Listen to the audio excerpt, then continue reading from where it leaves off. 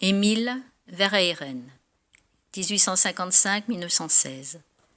Après des études à Bruxelles, Verhaeren fréquente les salons littéraires parisiens et se consacre à la poésie. Je t'apporte ce soir comme offrande ma joie. Je t'apporte ce soir comme offrande ma joie, d'avoir plongé mon corps dans l'or et dans la soie, du vent joyeux et franc et du soleil superbe. Mes pieds sont clairs d'avoir marché parmi les herbes, mes mains douces d'avoir touché le cœur des fleurs, mes yeux brillants d'avoir soudain senti les pleurs naître, sourdre et monter autour de mes prunelles, devant la terre en fête et sa force éternelle. L'espace entre ses bras de bougeante clarté, ivre et fervent et sanglotant m'a emporté, et j'ai passé je ne sais où, très loin, là-bas, avec des cris captifs que délivraient mes pas.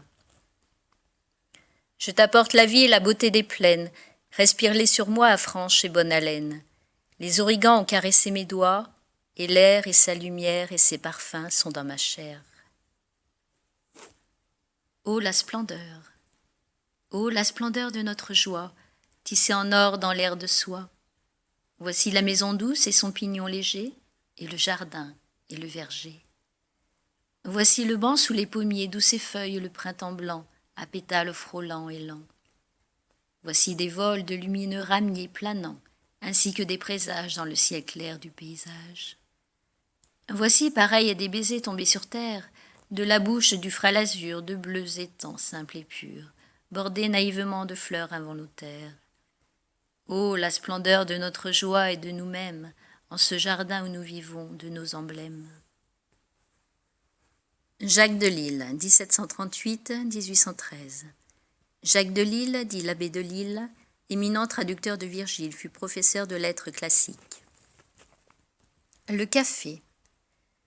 Il est une liqueur, au poète plus cher, qui manquait à Virgile et qu'adorait Voltaire. C'est toi, divin café, dont l'aimable liqueur, sans altérer la tête, épanouit le cœur. Aussi, comme mon palais est émoussé par l'âge, avec plaisir encore je goûte ton breuvage.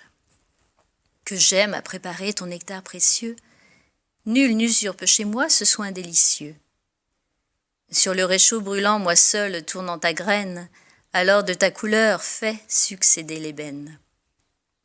Moi seul contre la noix, car me cédant de fer, je fais en le broyant crier ton fruit amer. Charmé de ton parfum, c'est moi seul qui dans l'onde infuse à mon foyer ta poussière féconde, qui tour à tour calmant, excitant tes bouillons, suit d'un œil attentif tes légers tourbillons. Enfin de ta liqueur lentement reposée, dans le vase fumant la lie est déposée. Ma coupe ton nectar, le miel américain, qui du suc des roseaux exprima l'africain. Tout est prêt.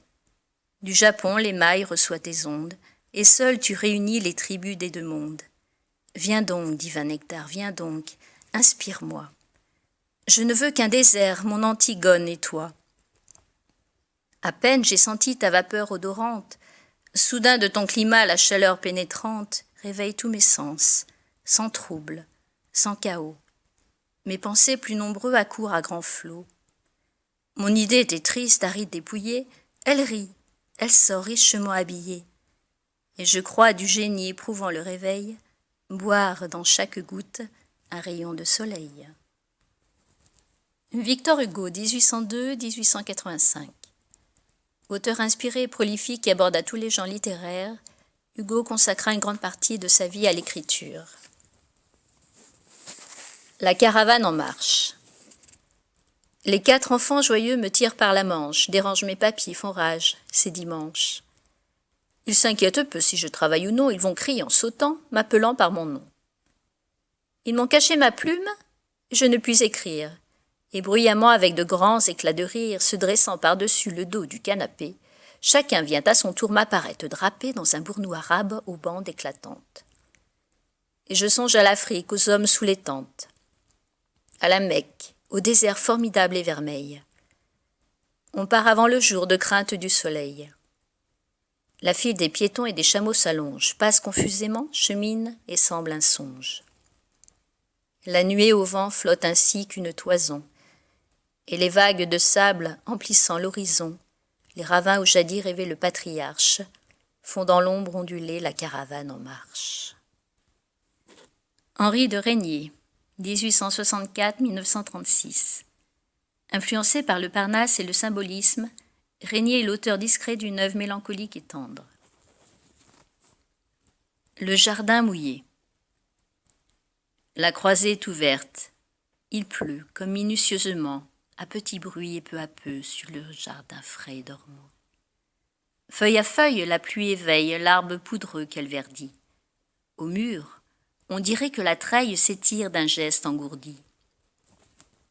L'herbe frémit, le gravier tiède crépite, et l'on croirait là-bas entendre sur le sable et l'herbe comme d'imperceptibles pas. Le jardin chuchote et tressaille, furtif et confidentiel. L'averse semble, maille à maille, tisser la terre avec le ciel. Jacques Prévert, 1900-1977. Fidèle à la tradition anarchisante du début du XXe siècle, Prévert restera un révolté du cœur qui dénonce toutes les formes d'oppression sociale. La plage des sables blancs. Oubliée des châteaux de sable, meurtrière fenêtre de l'oubli, tout est toujours pareil, cependant tout a changé. Tu étais nu dans le soleil, tu étais nu, tu te baignais. Les galets roulent avec la mer et toujours j'entendrai leur doux refrain de pierre heureuse, leur gai refrain de pierre mouillée. Déchirant refrain des vacances, perdu dans les vagues du souvenir, déchirant souvenir de l'enfance, brûlé vive par le désir, merveilleux souvenir de l'enfance, ébloui par le plaisir. Le cancre. Il dit non avec la tête, mais il dit oui avec le cœur. Il dit oui à ceux qu'il aime, il dit non au professeur. Il est debout, on le questionne, et tous les problèmes sont posés. Soudain, le fou rire le prend, et il efface tout. Les chiffres et les mots, les dates et les noms, les phrases et les pièges.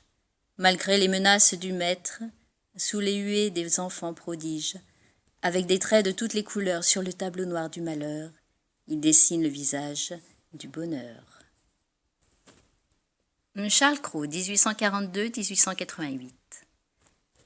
Charles Cros mena de concert une œuvre littéraire et scientifique, inventeur du paléophone, ancêtre du phonographe d'Edison. Il est l'auteur de 2 recueils. Vesprée de nuit. Un oiseau nage dans le ciel, allant et paresseux coup d'aile. Il glisse appuyé sur le vent, et le silence ensoleillé de ce jour si beau n'est troublé que d'un frisson de branches lents. Un nuage aussi vogue et passe, là-bas au plus haut de l'espace, où tout est paix et liberté. À l'horizon, un toit seul fume, vers le fin croissant de la lune, tracé en clair dans la clarté. L'oiseau, la fumée, le nuage, s'envolent pour d'autres voyages. Le ciel reste nu dans sa gloire. L'air est transparent. L'arbre rêve, et cet après-midi s'achève insensiblement dans le soir.